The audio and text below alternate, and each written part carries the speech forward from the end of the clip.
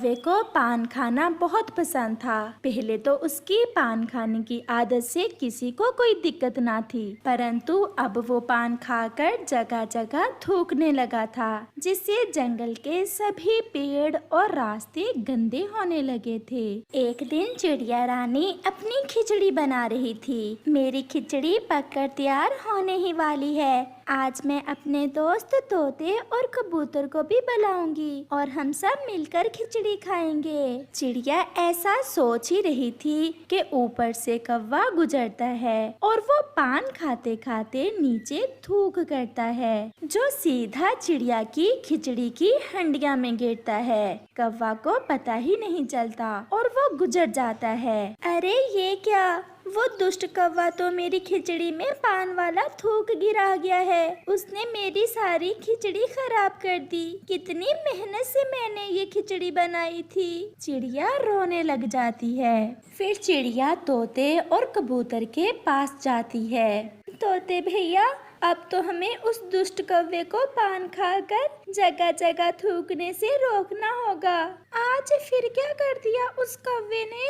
मैंने बहुत मेहनत से खिचड़ी बनाई थी और वो कौवा जाते जाते पान खाते हुए मेरी हंडिया में थूक कर गया है। चलो हम जाकर उसे समझाते हैं। अगर उससे ना रोका तो हमारे पूरे जंगल को गंदा कर देगा। फिर चिड़िया कबूतर और तोते को साथ लेकर कौवे के घर जाती है। कौवे, अगर फिर हमने तुम्हें पान खाकर जगह जगह थूक करते देखा तो हम सब मिलकर तुम्हें अपने जंगल से ही निकाल देंगे।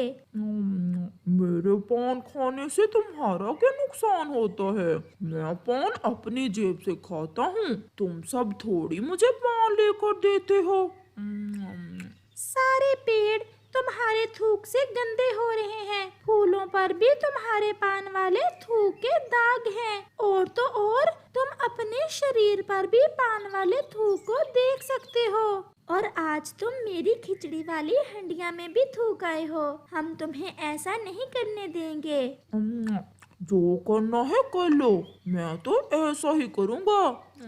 ऐसा कहते हुए कौवा फिर से पान वाला थूक करता है, जो सीधा कबूतर के ऊपर जा गिरता है। दुष्ट कौवे, तुमने मेरे ऊपर थूक कर दिया, मैं नहीं छोड़ूंगा तुम्हें। ऐसा कहते हुए कबूतर कौवे से लड़ाई करने के लिए आगे बढ़ता है, तो चिड़िया और तोता उसे रोक लेते हैं। नहीं कबूतर भैया, हम इस कौवे से लड़ाई करने नहीं बल्कि इसे समझाने आए हैं।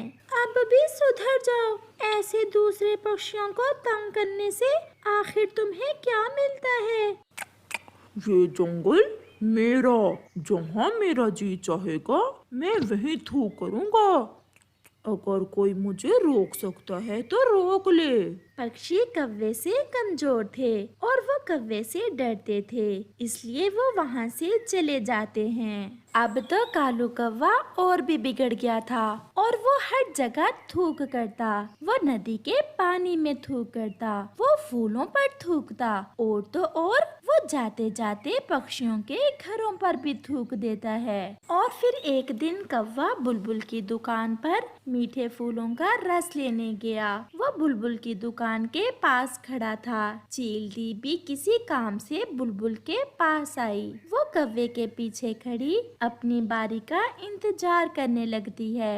बुलबुल, बुलबुल, ये लो 5 रुपए और मुझे मीठे फूलों का रस दे दो। बार बार थूकना अब कौवे की आदत बन गई थी और वो देखे बिना पीछे थूक देता है, जो सीधा चील के मुंह पर जाकर गिरता है। अरे दुष्ट कौवे, तुम्हारी इतनी हिम्मत, तुम मेरे मुंह पर थूक करो, मैं अभी तुम्हें सबक सिखाती हूँ। ऐसा कहते हुए चील कौवे को पकड़ लेती है और उसे मारना शुरू कर देती है। शोर सुनकर बाकी पक्षी भी वहाँ आ जाते हैं। मुझे बचाओ, कोई मुझे बचाओ, मेरे बाप की तौबा।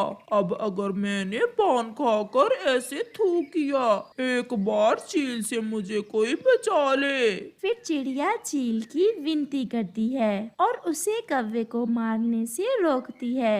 अगर ये सब दोस्त आज ना आते तो मैं तुम्हारी जान ही ले लेती। देखो दोस्तों, इस कौवे ने पान खाकर मेरे मुंह पर थूक कर दिया। चील दी, मुझे माफ कर दे, मुझे और ना मारना। मेरे पंख में बहुत दर्द हो रहा है और मैं कभी पान नहीं खाऊंगा। अगर कभी खाया भी तो ऐसे कभी थूक नहीं करूंगा। फिर कबूतर बोलता है, सब पक्षी कबूतर जैसे नहीं होते कौवे, कभी कभी चील भी मिल जाती है। अब पता चला तुम्हें? फिर कौवा सब पक्षियों से माफी मांगता है और फिर कभी पान ना खाने का वादा करता है। प्यारे दोस्तों, जगह जगह थूक करने से गंदगी फैलती है, जिससे कीटाणु फैलते हैं जो बहुत सी बीमारियों का कारण बनते हैं। इसलिए अपने माहौल को साफ रखें और ऐसा ना